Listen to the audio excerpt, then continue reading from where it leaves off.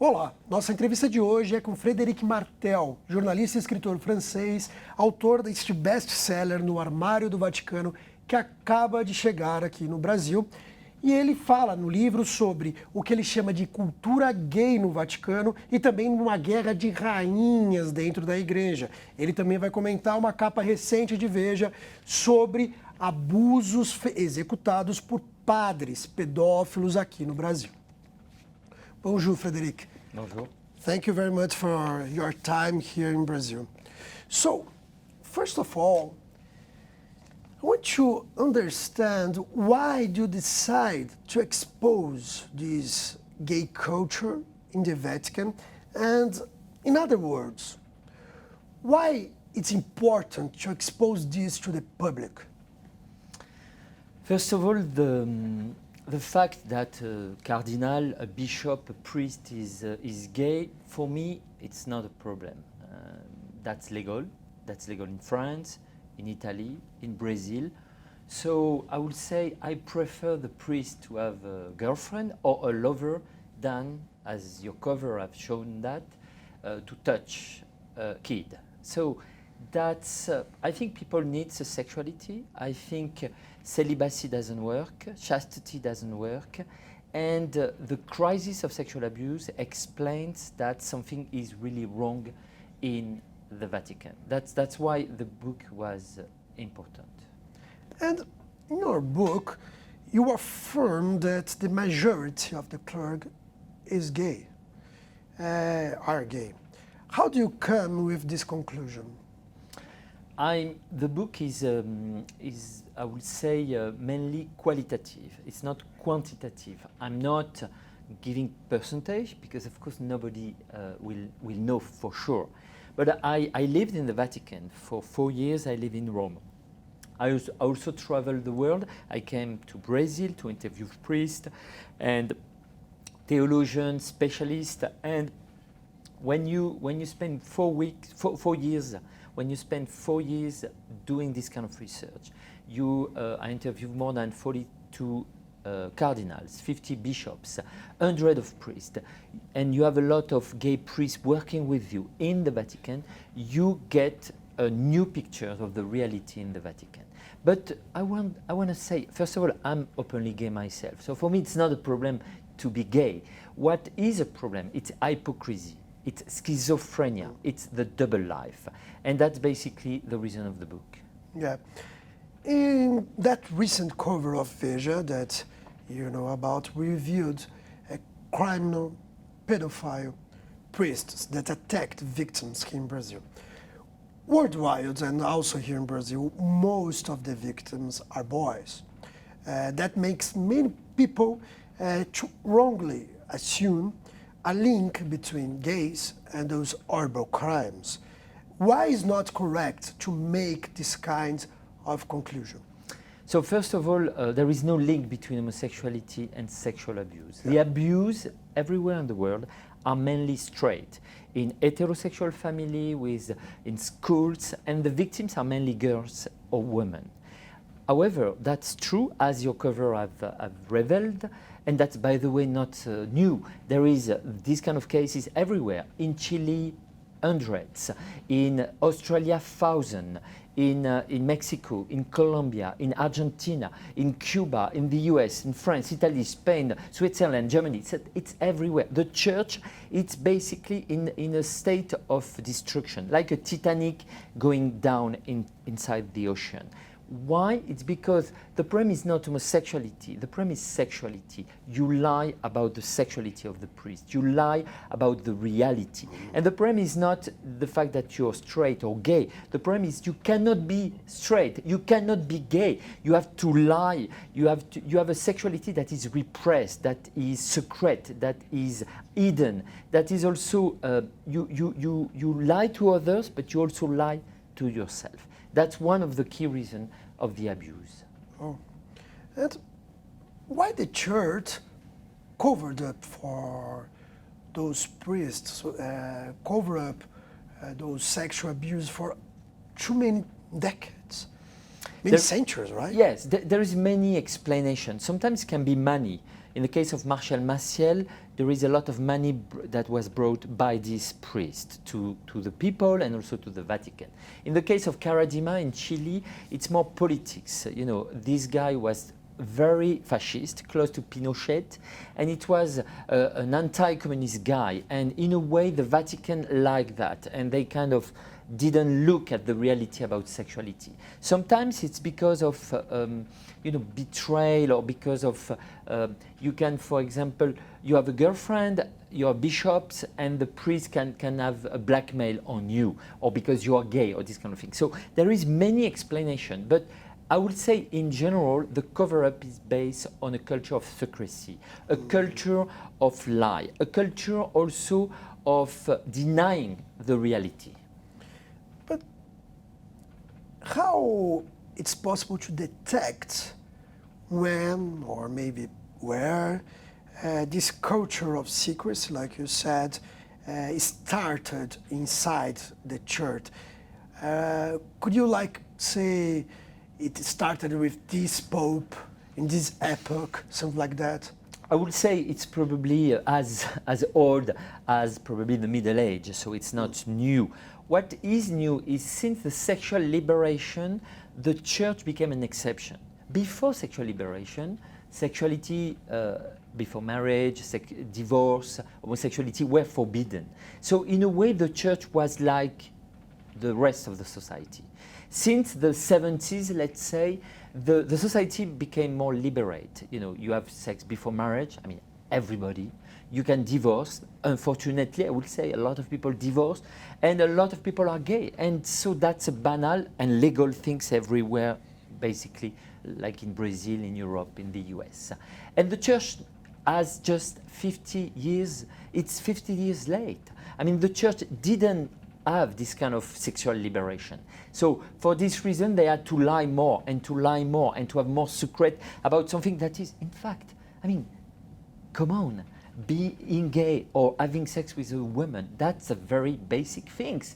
And the cardinal and the bishops and the priests should be allowed to have a normal life, because being in chastity is profoundly counter-natural. That's what we need to understand.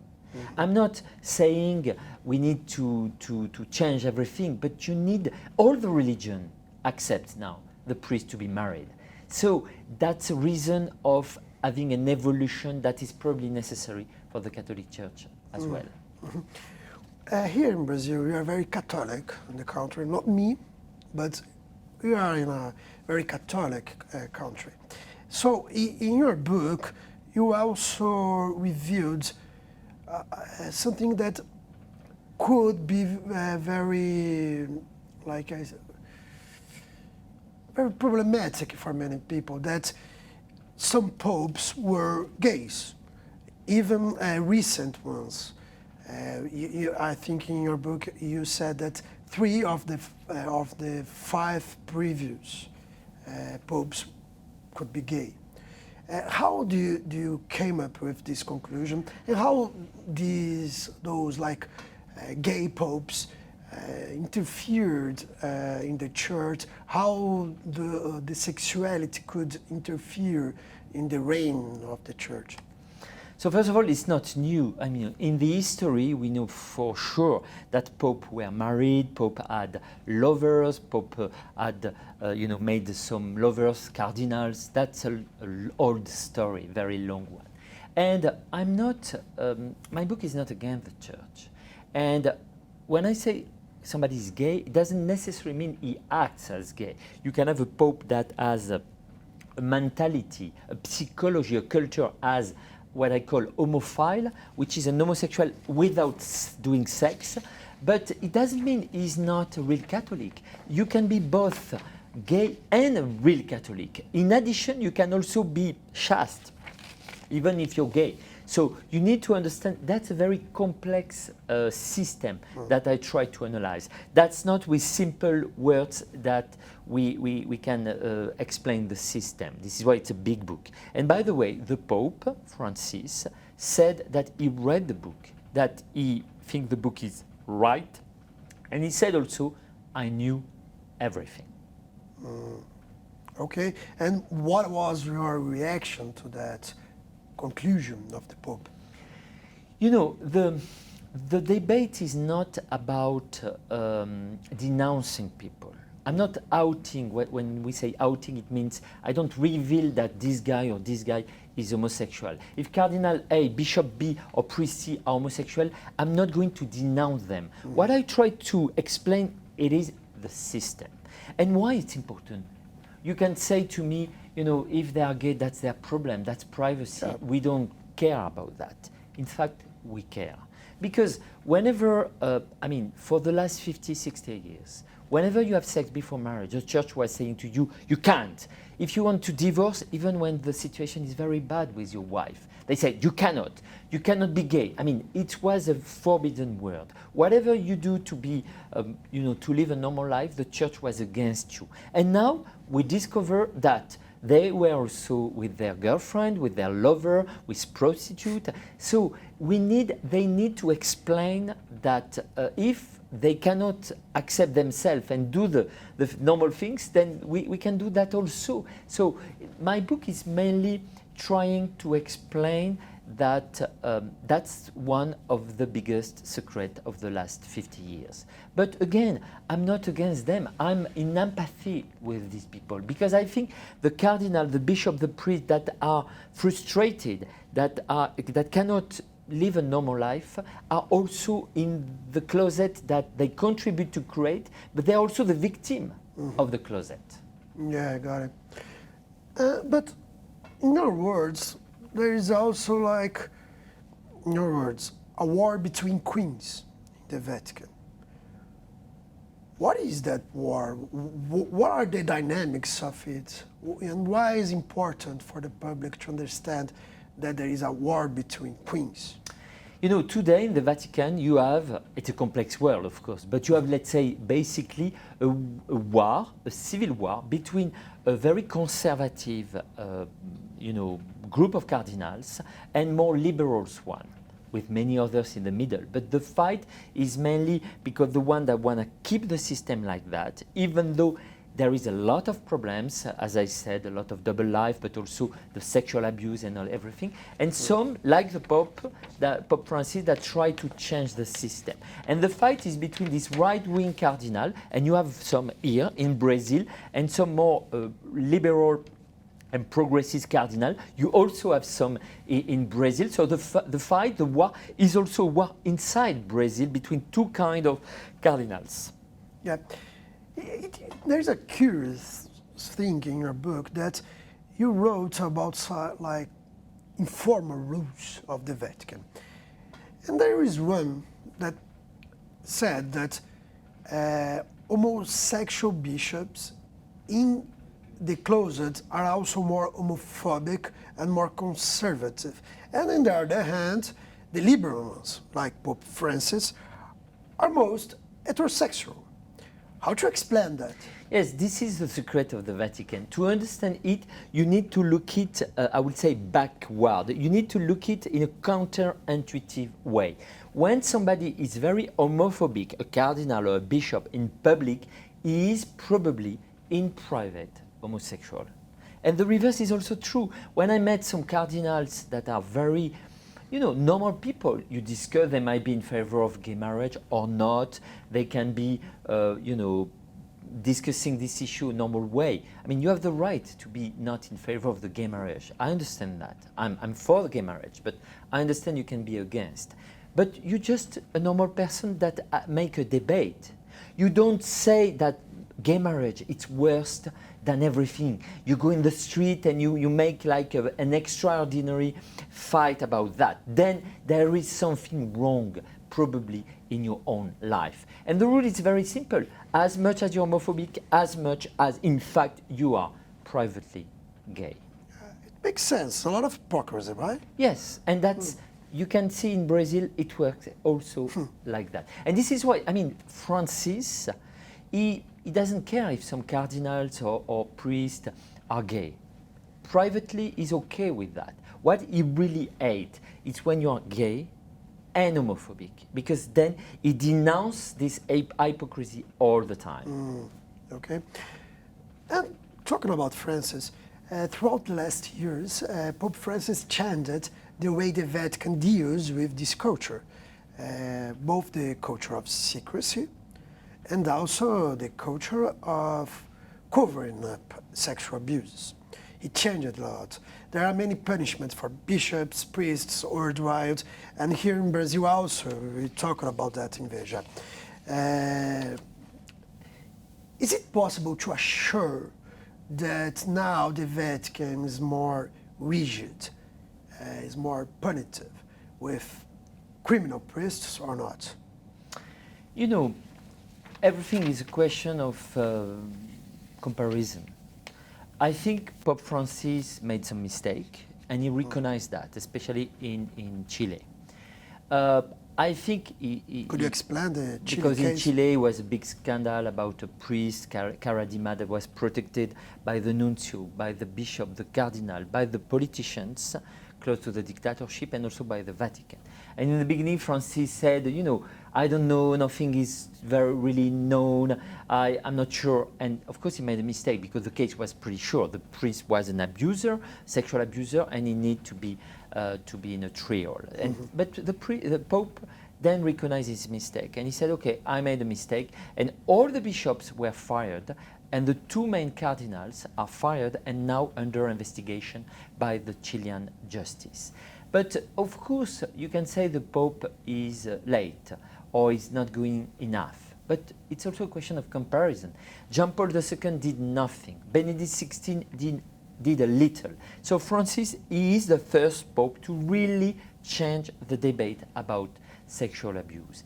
At the same time, he is attacked in a very deep way by right-wing cardinals that just don't want that. They believe we cannot judge a priest or a bishop because only God can judge a bishop. That's their theory. You see how crazy they are. And so the Pope had fired some of them, Burke, he fired Sarah, he fired Müller, he is in war with Brandmüller, with Caffarra and Mesmer that died recently. So that's a civil war. And this is why, in fact, you know, in the beginning I was not a big fan of Francis. He's a Jesuit. You know, French people and Jesuits, we don't really like Jesuits. Long history, from Voltaire, Rimbaud, Rousseau, and so on. He's Argentinian, he's Peronist, 82 years old. So that's not my kind of Pope in beginning. But then I work, I met people, I saw the war.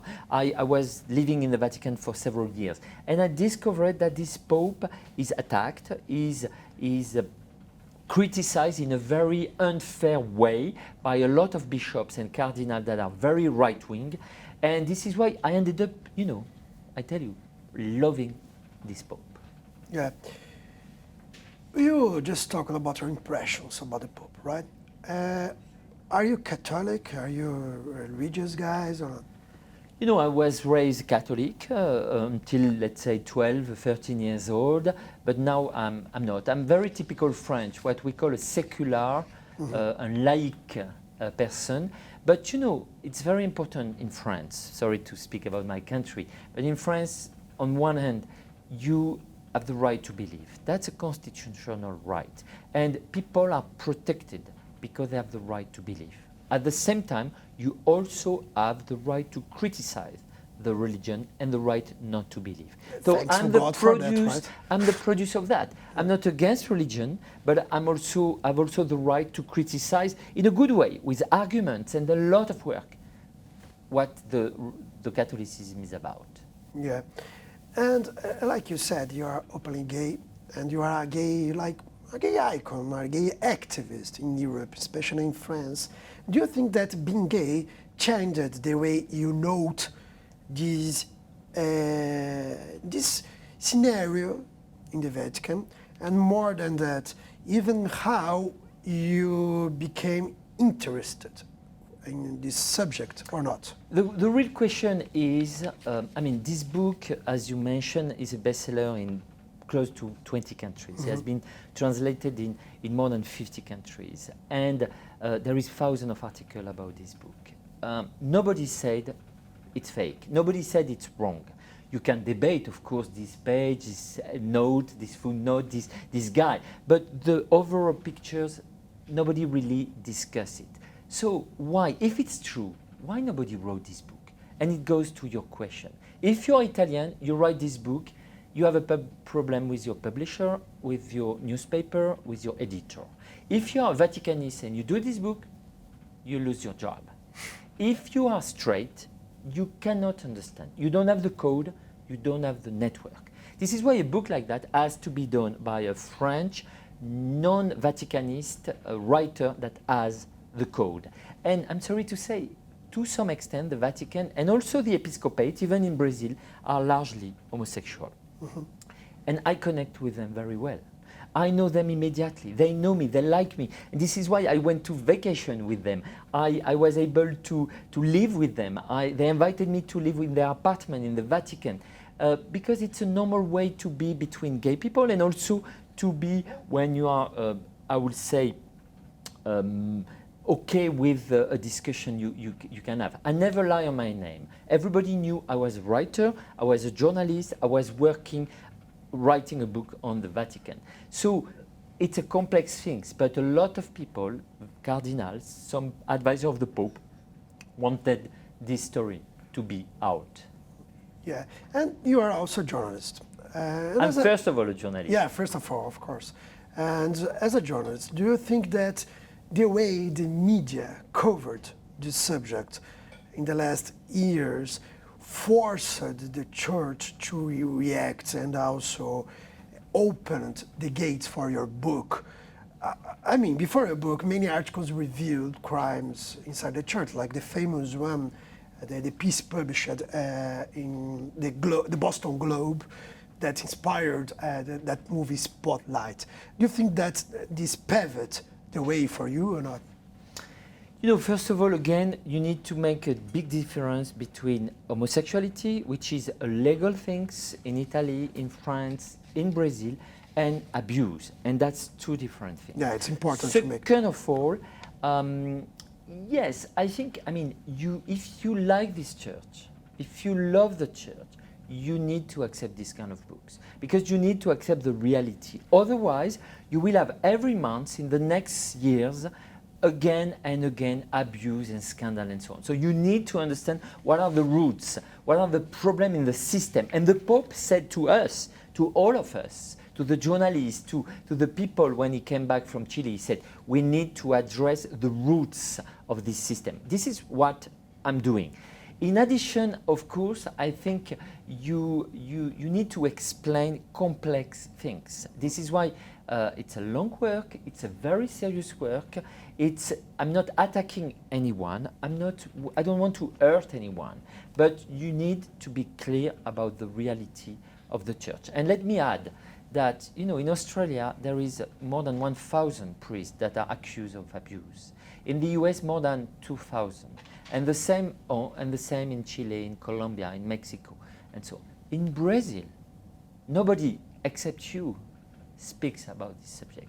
There is a lot of problems in Brazil, a lot of scandals, a lot of abuse, and the press cover up. The cover-up is not just the Vatican, it's also the press. Like sometimes in Italy, sometimes it was the case in Poland until very recently. Now the press is speaking about that everywhere in Poland. It has to be also the case in Brazil. I don't think the church is bad by itself. When we speak about sexual abuse, it's probably 1, 2, 3% of the priests. So it's a very little number.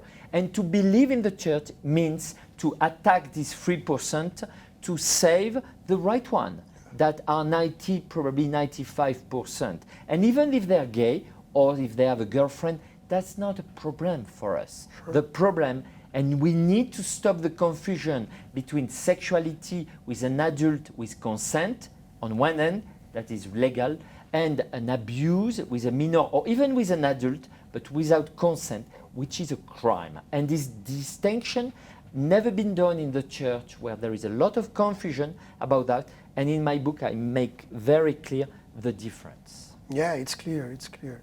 And by the way, it's a wonderful book. I have to mention it. And what talking about that, what do you expect for the future of the Church with Pope Francis and also with other popes? What do you expect for the future? First of all, I'm a journalist, I'm a writer, and my goal is to describe a reality and to write a good story. I'm a storytelling, non-fiction narrative journalist. So my goal is not to change the Church. I'm not Catholic anymore, so the responsibility of changing the Church is to be done by the cardinals, by the priest, by the Pope, and by the Catholic overall. At the same time, this book is important because it explains the situation. And what is the book about? It is about LGBTP, lesbian, gay, transgender, bisexual, priest. Because the priests have to be inside the LGBTP, because that's also a gay world. Things are changing. In October, the Pope is organizing a very important synod on the Amazon. So it has a link very strong with Brazil. It will be mainly about the Amazon, and it's a debate about the protection of the environment. It's a debate again around Laudato Si, the very famous encyclic by the Pope on the green ideas and environmental issue, but also on the debate of who can be the priest in the Amazon. Because in the Amazonian area, there is no priest anymore, not enough priest. So Francis is asking some married men that have already a family and kids to become priest. For the first time, he will allow some married people to become priest.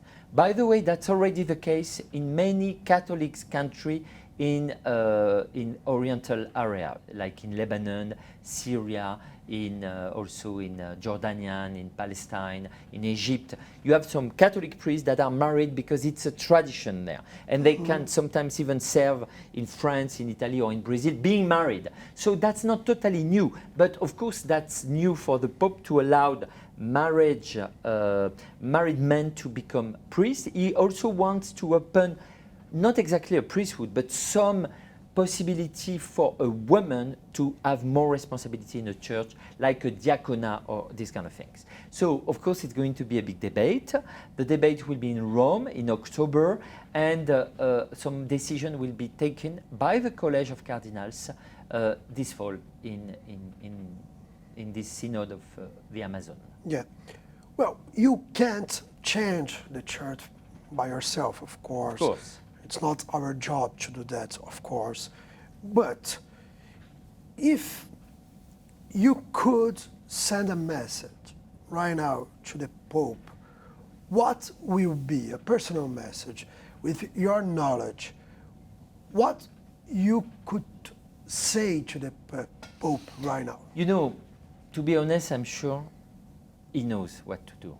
He's very smart. He is cautious. He's also moderate. He's a bit conservative on family issue, but he's very progressive on social issue, poverty, migrants, theology of liberation, and these kind of things. And so he knows that celibacy is a problem. He knows that women needs more role in the church. He knows the root of sexual abuse, and he knows also that homosexuality shouldn't be a problem. So you have my answer with these four elements. That, of course, celibacy and chastity are the key of the problem, and I assume the Pope knows. The other question is, what can he do about that, and how you can change the doctrine without changing century of history of the Church, and without having a civil war and maybe a schism with a part of the cardinals. It's not an easy job, right? No, I think the job of the Pope, he's 82 years old, so I think he's very courageous, and that's a full-time job with a lot of crazy queens around him. Yeah, I can figure out. But changing this subject, but also talking about messages. And what about if you could send a message to pedophile priests? What would you say to them? You know, let's take the very famous cases. Cara Dima in Chile, pedophile priest, Marcial Maciel in Mexico, pedophile priest, the case of Groer in Austria, the case of O'Brien in Ireland, the case of Bernard Law, who protected pedophile in Boston. And here in Brazil also, we just and some other talk about cases, that. and actually everywhere in the world. So the priests are, of course, the responsible. They have done things wrong, and they have to pay for that. But at the same time, it's also a problem of a system. Because if Marcial Maciel in the beginning of the 50s, Cara Dima in the beginning of the 60s, Bernard Law when he heard about these cases, or Cardinal Barbara in France, when he heard about these kind of cases, they decide to fire the priest or to have them on a trial or on treatment, then the abuse will have stopped. So we will have had 10 cases, not 300 in the case of Mexico, for example. So the problem is not just the pedophile that are sick people, criminals, and the cases are in general pretty clear. The problem where it's not clear at all, it's how a hierarchy of nuncio are the ambassador of the Pope, episcopate, the big ministry in the Rome Vatican, like the Congregation of Doctrine of the Faith, the Congregation of the Bishop, sometimes the Department of State, all of them. Sometimes the assistant of the Pope. I mean, the assistant of John Paul II, the Secretary of State of John Paul II were totally informed and aware of the situation of Marcial Maciel and maybe Cara Dima. So they protected it. So it's not just a question of the pedophile themselves, it's also a question of the system protecting them. And we need to address both the guilty one, but also the system that makes the cover-up and make the crime being able to stay and have more cases for decades. But it has to be done always seriously, with proof, asking also the priest to speak, to defend themselves, because there is also a lot of blackmail in this subject. There is also sometimes fake news. So we need to be careful, serious, but to go ahead courageously as you have done with your cover. I agree with that, but unfortunately, many priests are talking only with their lawyers, unfortunately, right? So thank you very much. Merci, Frédéric. Merci. Muito obrigado pela audiência e mais uma vez eu quero indicar o livro No Armário do Vaticano, do Frédéric Martel. A gente também falou desse livro em fevereiro aqui em Veja, quando ele foi lançado em todo o mundo. Leia a matéria lá se tiver oportunidade. Muito obrigado pela atenção e pela audiência.